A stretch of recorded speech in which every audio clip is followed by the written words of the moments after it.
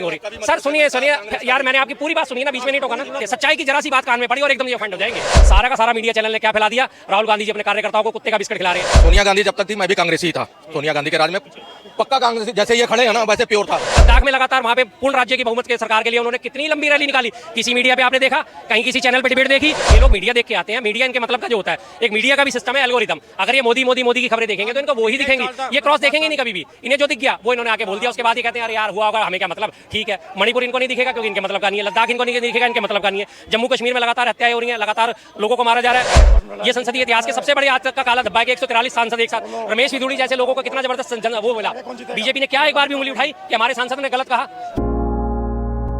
क्या लगता है तीसरी बार मोदी जी बन पाएंगे या फिर राहुल गांधी को मौका दिया जाएगा? जनता क्या सोचती है? देखिए जी, राहुल गांधी जी ने तो मौका मांगा ही नहीं है।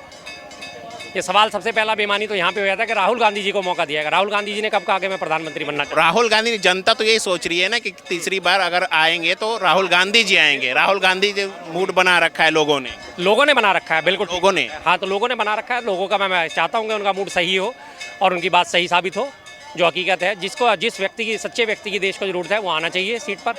रही बात मोदी जी की, तो मोदी जी का तो अहंकार सर चढ़ के बोल रहा है। और वह अहंकार किस वजह से है सब जानते हैं।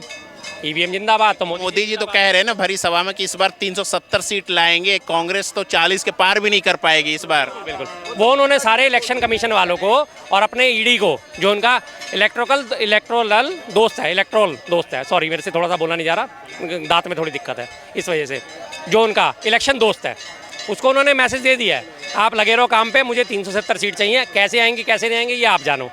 और साथ साथ उसको चुनाव आयोग को बोल दिया गया भाई मुझे 370 सीटें चाहिए। मीडिया चैनल वालों को बोल दिया, अपने पालतू मीडिया चैनल वालों को, लगे रहो, नैरेटिव फैलाओ और मुझे 370 सीटें ला के दो। कैसे लाओगे ये तुम्हारा काम है, सीधी सी बात है। जनता से उन्हें कोई सीट नहीं मिलने वाली। जनता जनार्दन का उनको समर्थन हासिल नहीं होने वाला। जनता जनार्दन का ये हाल है कि उन्हें सुनने के लिए लोग ज़बरदस्ती उन्हें ठूंसे जाते हैं अंदर और बाहर से कुंडी लगा दी जाती है। और जब अंदर से लोग बाहर निकलते हैं तो फड़फड़ाते हुए निकलते हैं, गालियां बकते हुए निकलते हैं। हमें लाके यहाँ ज़बरदस्ती कह दिया, हमें कुछ नहीं सुनना था, हमें बाहर जाने का मौका नहीं दिया। अगर आपको सबूत चाहिए तो मेरे पास वीडियो है, मैं दिखाऊं। उत्तराखंड में भी नारी शक्ति वंदन रैली हुई थी, उसमें सारे मैदान में उनको अंदर ठूस के और बाहर से गेट का कुंडी लगा दी गई थी। ये हालत है। अदरवाइज़ उन्हें कोई सुनना नहीं चाहता था, लेकिन नहीं, ज़बरदस्ती ठूस के। और जब लोग निकलने शुरू हुए, उन्होंने देखा कि लोग तो सभा छोड़ के जा रहे हैं, तो बाहर से कुंडी लगा दी। अगर कोई लोकप्रिय नेता होता तो लोग उसे सुनने आते हैं। 2-2 घंटे 3-3 घंटे लोग इंतजार करते थे अपने नेता का, और अभी भी करते हैं, बैठे रहते हैं लाइनों में। 3-3 4-4 घंटे बीत जाते हैं और लोग उन्हें सुनने के लिए तैयार बैठे रहते हैं। आपने राहुल जी की रैली पिछले साल देखी होगी, जब भारत जोड़ो न्याय यात्रा में भारी बारिश के बावजूद वो अपना भाषण देते रहे और लोग वहीं बैठे उन्हें सुनते रहे। उनको तो कोई कुंडी लगाने की जरूरत नहीं पड़ी थी। मोदी जी को क्यों कुंडी लगाने की जरूरत पड़ी? पुष्कर सिंह धामी जी को क्यों कुंडी लगाने की जरूरत पड़ी मैदान की? मोदी जी लोकसभा में खड़े होकर कह रहे हैं कि इस बार जनता ने मूड बना लिया है, हम तीसरी बार आते हुए दिख रहे हैं, सत्ता पर हम बैठेंगे तीसरी बार। जनता ने कोई मूड नहीं बनाया जी। देखिए, जनता का मूड तो बिल्कुल साफ स्पष्ट है। इनके तो जो पक्के सपोर्टर हैं, जिनको बिल्कुल असर पड़ना ही नहीं है, वो तो मोदी जी को वोट देंगे। उसके बाद जितना भी बिखरा हुआ वोट है वो सारा अपोजिशन को जाने वाला है। और रही बात मोदी जी के बार बार सीना ठोक के कहने की बात, तो मैं फिर से इस बात को रिपीट करूँगा, लोग चाहे मजाक उड़ाएं इस बात का मेरा या कुछ भी करें, आप ईवीएम बैन करा दीजिए। एक दिन में चुनाव कराइए पूरे देश में, एक चरण में चुनाव कराइए, बैलेट पेपर से चुनाव कराइए, आपको हकीकत दिख जाएगी। बीजेपी वहाँ होगी और कांग्रेस वहाँ होगी, सीधी सी बात है। सर सवाल ये भी तो उठता है कि जहाँ वो कांग्रेस जीतती वहाँ ईवीएम का क्यों नहीं? जैसे हिमाचल और तेलंगाना हो गया। मैं भी उठा, तेलंगाना कर्नाटका का आप उदाहरण लेते हो। तेलंगाना में इलेक्शन हुआ 30 नवंबर को, रिजल्ट आ गया 3 दिसंबर को। 3 दिन मात्र मिले, कोई हेरा फेरी संभव नहीं थी किसी भी किस्म से। ना मशीनों का उल्टा पलटी संभव थी, ना मशीनों में बैठ के मैनिपुलेटिंग संभव थी। हार गए। सेम पिछले साल कर्नाटका में हुआ था। 10 मई को चुनाव हुआ था, 13 मई को रिजल्ट आ गया। दूसरा सवाल ये भी उठता है, 2003 में दिग्विजय सिंह ने कहा था कोई भी चिप वाली मशीन, एक स्टेटमेंट दिया था उन्होंने, कोई भी चिप वाली मशीन हैक हो सकती है। 2004 से 2014 तक ईवीएम की कांग्रेस की सरकार थी, तो उन्होंने क्यों नहीं इस पर एक्शन लिया? वो बैन कर सकते थे अगर चाहती तो। देखिए, जब तक कोई चीज़ सही चल रही है तो हम उसे बैन नहीं कर सकते ना। अगर कोई चीज़ सही चल रही है, काम चल रहा है, अगर उन्होंने भी ईवीएम हैक करनी होती तो गठबंधन की सरकार ना बनती, कांग्रेस भी अपना पूर्ण बहुमत लेके बैठ जाती। मनमोहन सिंह जी भी रैली पे जाके खड़े होकर कह देते भाई इस बार तो मेरी 350, तो वो भी अपने 350 ले आते। 200 सीट ला के उन्होंने बाकी सहयोगी के साथ अपने सरकार बनाई ना। ऐसा कुछ नहीं था ना। लेकिन जब चीज़ एक खराब हो जाएगी तो खराब चीज़ पे अगर हम उंगली नहीं उठाएंगे तो ऐसे कैसे होगा? आपका एमआई की है, जब तक सही चल रहा है सही है। जब ये खराब हो जाएगा, जब इसमें गड़गड़ आनी शुरू होगी, तभी तो मैकेनिक के पास लेके जाएंगे, या आप इसका दुरुपयोग करना शुरू करोगे तभी तो हम इस बात को उठाएंगे ना। जब चीज़ों का दुरुपयोग नहीं हो रहा तो कोई बात नहीं, सीधी सी बात है। और दुरुपयोग होना शुरू हो गया तो आवाज़ उठेगी। आज के दौर में राहुल गांधी एक यूथ के आइडियल हैं, तो वो राहुल गांधी क्यों नहीं उठा रहे ईवीएम पे सवाल? उन्होंने तो अभी तक बोला नहीं, जबकि 3 राज्यों का चुनाव हो चुका है, उन्होंने एक्सेप्ट कर लिया कि हम अपनी हार एक्सेप्ट करते हैं। उन्होंने ट्वीट भी किया, तो उसमें क्या बोले? देखिए जी, सीधी सी बात है, अगर आज मीडिया निष्पक्ष होता तो ये बात भी उठ जाती।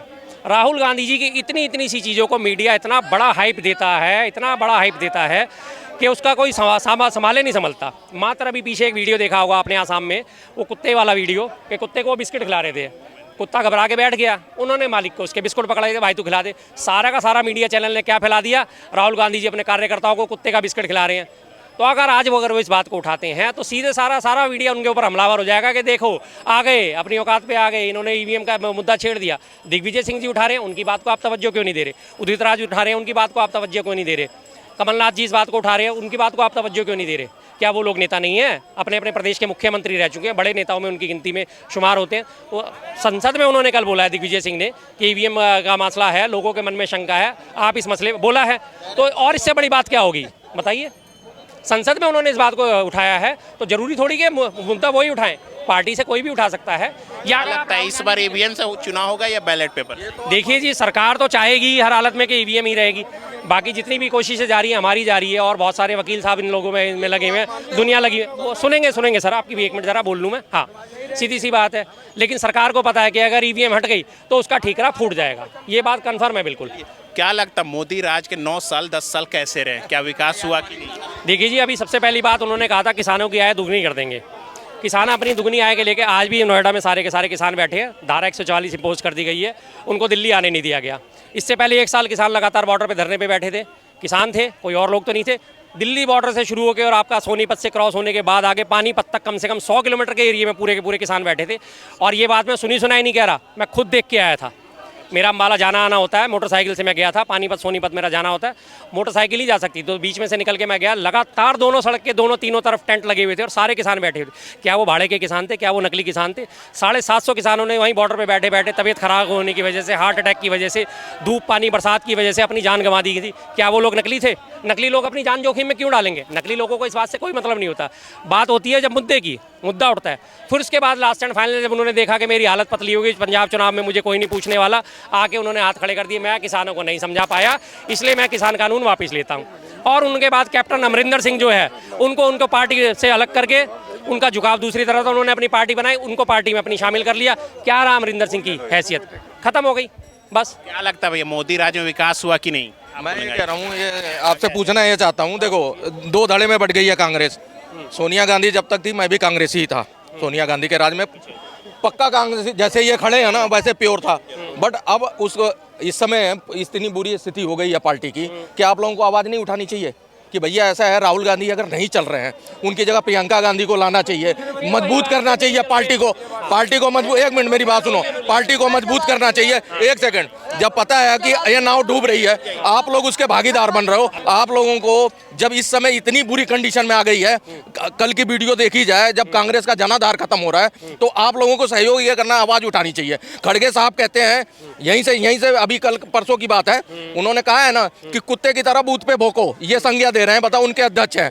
ये तरीका आप कहोगे 7 सेकंड का वीडियो शूट हुआ, 7 सेकंड नहीं, पूरी वीडियो सुनी। हाँ, समझ रहा हूँ। आप उसको आप अपने भाषा में समझाने की कोशिश करोगे, ऐसे नहीं कहा वैसे नहीं कहा, लेकिन आप लोगों को इस समय खड़ा होके यहाँ पे जो पार्टी को छोड़ गए हैं, जैसे गुलाम नबी आजाद हो गए, जो बढ़िया सम्मानित नेता थे, ज्योतिरादित्य सिंधिया चले गए, उन्हीं के साथ पढ़े हुए हैं ऑक्सफोर्ड से, इन लोगों को लाना चाहिए कि नहीं लाना चाहिए पार्टी मजबूत? इस समय पार्टी अकेले हो गई है, पार्टी के साथ कोई नहीं है। पार्टी का देखो 40 सीटें ममता दीदी ने कह दिया, 40 सीटों से ज्यादा नहीं कांग्रेस लाएगी, जिसको कह रहे हैं इंडिया का गठबंधन का हिस्सा है वो मजबूत। समझ रहे हो? जिन्होंने इस गठबंधन को खड़ा किया किसने? नीतीश जी, उसके आर्किटेक्ट थे, वो इधर आ गए हैं। इस समय अगर राहुल गांधी नहीं चल पा रहे हैं, उनको रिप्रोड्यूस करा जा रहा है 3-4 बार 10 बार, तो आप लोगों का बनता है, क्योंकि आप लोग ना इस विनाश में उनके भागीदार बन रहे हो। आप लोगों को बनता है आवाज उठाओ कि भाई कोई सही नेता है और इस पार्टी को मजबूत करे, विपक्ष मजबूत हो। पहले मजबूती का सोचो, विपक्ष का। जो आप पूरी कांग्रेस की ये बात करके चले गए भाई साहब कि इनको लॉन्च करना चाहिए उसको ये बार बार सारे के सारे आजकल वो लॉन्चिंग की बात उठा रहे हैं क्योंकि ये बात ऊपर से आती है। लॉन्चिंग क्या हो रही है, किस चीज़ की लॉन्चिंग हो रही है? सर सुनिए सुनिए यार, मैंने आपकी पूरी बात सुनी है ना, बीच में नहीं टोका ना, बस पूरी बात सुनी मैंने, अब सुन लो कि लॉन्चिंग लॉन्चिंग लॉन्चिंग। आप मुझे ये बता दीजिए पिछले 10 सालों के चुनाव में 4-5 राज्यों में चुनाव हो चुके, 12 राज्यों में चुनाव हुए, उसके बाद अभी लोकसभा के चुनाव भी आ रहे। किसी भी स्टेट में, किसी भी उसमें सेंटर में, किसी भी चुनाव में क्या कांग्रेस पार्टी ने ये कहा कि तेलंगाना के मुख्यमंत्री राहुल गांधी जी होंगे, या कर्नाटका के मुख्यमंत्री राहुल गांधी जी होंगे, या सेंटर में हम राहुल गांधी जी को प्रधानमंत्री के तौर पे पेश कर रहे हैं? लॉन्चिंग किसको कहते हैं? ये मेरे हैं, मैं इन्हें प्रधानमंत्री पद के तौर पे पेश करता हूँ, लॉन्चिंग उसको कहते हैं।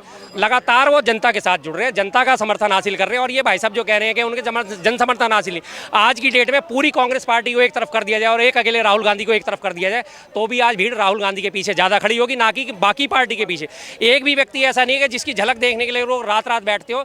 बारिश का भी मैंने उदाहरण दिया था, भरी बारिश में ठंड में सारे के सारे लोग उनका खड़े होकर भाषण सुन रहे थे। आज भी वहाँ से असम से लोग निकल रहे हैं, पैदल चल रहे हैं, पुराने 70 साल के बूढ़े जो है वो कांग्रेस का झंडा लेके चल रहे हैं।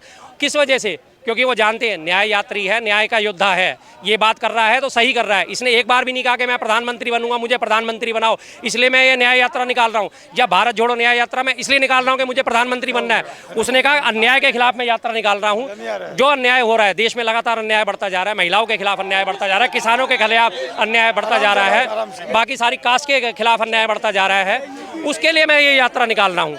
लगातार उन्होंने इस बात को बोला ना। हाँ, वो क्या कह रहे हैं? अन्याय किस किस्म से हो रहा है? संसद में तो अन्याय हो रहा है, किसी को बोलने नहीं दिया जा रहा। जो भी सांसद किसी भी किस्म की आवाज उठाता है फौरन उसे निष्कासित कर दिया जाता है। ये संसदीय इतिहास के सबसे बड़े आज तक का काला धब्बा है कि 143 सांसद एक साथ। रमेश विदुड़ी जैसे लोगों को कितना जबरदस्त वो मिला। बीजेपी ने क्या एक बार भी उंगली उठाई कि हमारे सांसद ने गलत कहा? या अगर यही काम किसी कांग्रेसी संसद ने करा होता तो आज तक अभी मीडिया उस चीज़ को अभी तक भी चला रहा होता, महीनों बीतने के बावजूद भी। लेकिन नहीं, सिंपल सी बात है, तो वो इसी अन्याय के खिलाफ तो खड़े हुए हैं। मणिपुर में बहन बेटियों को निर्वस्त्र करके उनकी परेड कराई जा रही है और 2 महीने बाद वो वीडियो चालू हो रहा है। तो फिर उसके बाद भी उस पर कह रहे हैं कि इन्होंने, विपक्ष ने जो वीडियो निकाला है तो चुनाव के मौके पे क्यों निकाला, पहले क्यों नहीं निकाला? अरे भाई, सरकार तुम्हारी है, जिम्मेदारी तुम्हारी है।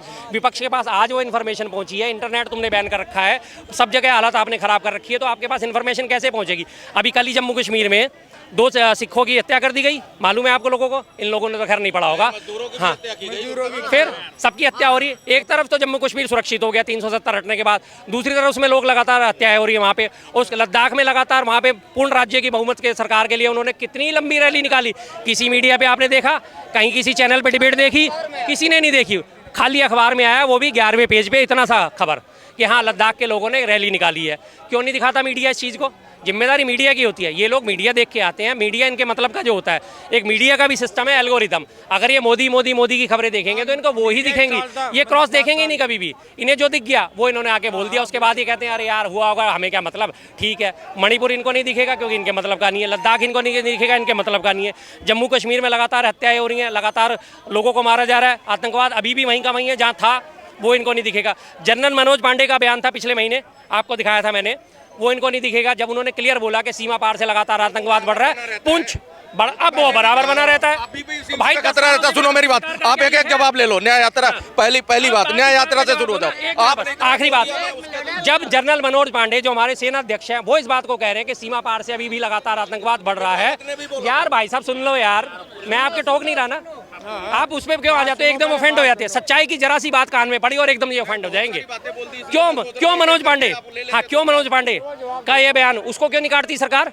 मनोज पांडे झूठे या सरकार झूठी? एक तरफ तो कश्मीर में शांति है, बहाली हो गई, दूसरी तरफ मनोज पांडे कह रहे हैं कि पुंछ और राजौरी से आतंकवाद लगातार बढ़ रहा है। उस चीज़ पे आप क्यों नहीं बोलते? अब बोलिए आप। देखो, ये न्याय यात्रा की बात से शुरू हो जाते हैं, अब उसके बाद धीरे धीरे सारी बात। न्याय यात्रा निकाल रहे हैं, बहुत बढ़िया, बहुत अच्छा, मेरे को भी ठीक लगा कि चलो उनके साथ जुड़ेंगे। जो उनको क्रेडिट मिला था जोड़ो यात्रा से, वो न्याय में नहीं मिला। दूसरी चीज, न्याय यात्रा निकालने से उनको कैंपेन चलाना चाहिए, यहाँ पे आके अपने कार्यकर्ताओं को इकट्ठा करना चाहिए। देखो टाइम नहीं है, सुन लो, अब जवाब नहीं लोगे, अब जवाब ले लो, आपका सुन लिया मैंने। उनको आके उनको कनेक्ट करना चाहिए पब्लिक से कि वो कैसे 50 रुपए पेट्रोल बेचेंगे, कैसे इकोनॉमी को अगर मान लो 5 रुपए तीसरे पे करेंगे, या किस तरह से जो हॉस्पिटल मतलब जो से यहाँ पे गवर्नमेंट की जितनी स्कीमें हैं उसकी बढ़ोतरी कैसे करेंगे, इन चीजों के बारे में कभी एक्सप्लेन करते हैं। अभी उन्होंने ओबीसी का लेके झंडा चल रहे हैं, पहले अडानी रफाल ये सब बीत गया, किसी में सब में झाड़ लगी कोर्ट से। अब जो है कह रहे हैं ओबीसी 50%, ओबीसी 50%। उन्होंने एक लाइन में बात खत्म कर दी मोदी जी ने, बोला वो सबसे बड़ा ओबीसी तो मैं ही हूँ, बात खत्म। सुनो, आप ओबीसी नहीं हो, आप सुनो, ओबीसी नहीं हो, मेरी बात पूरी नहीं हुई, ओबीसी नहीं हो आप बाहरी आदमी हो। देखो, जिस समाज का जो बंदा है वो उसके लिए कुछ कर सकता है, बाहरी आदमी उसके लिए आके क्या करेगा। दूसरी चीज, ओबीसी वाली एक लाइन में बात खत्म। उसके बाद आपने देखा कि ये क्या नाम है, यहाँ पे अखिलेश यादव अपनी सीट डिक्लेयर करके बैठ गए, 11 मरी हुई सीट छोड़ गए। उसके बाद ममता दीदी ने कल बोल दिया 40 सीटों पे ही आप दांव खेलो, 40 सीटों से ज्यादा नहीं आएगा। सुन लो, इन्हीं ये आप ही के लोग हैं, मैं बीजेपी की बात ही नहीं लाऊंगा। हमने बात किस बारे में शुरू करी थी और ये बात कहाँ ले गए कि ममता ने क्या डिक्लेयर करी सीट। अरे सर, मैं क्या बोल रहा, आदत नहीं है। बात हो रही थी सीमा पार आतंकवाद की, पुंछ राजौरी की बात हो रही थी, जम्मू कश्मीर की बात हो रही थी। ये ले गए कि ममता ने इतनी सीट डिक्लेयर कर दी और इसने इतनी सीट डिक्लेयर कर दी। ओबीसी की बात कर रहे हैं। अभी 2-4 दिन पहले ही मोदी जी के बयान थे कि देश में सिर्फ 4 जातियां हैं, किसान, महिला, फिर आप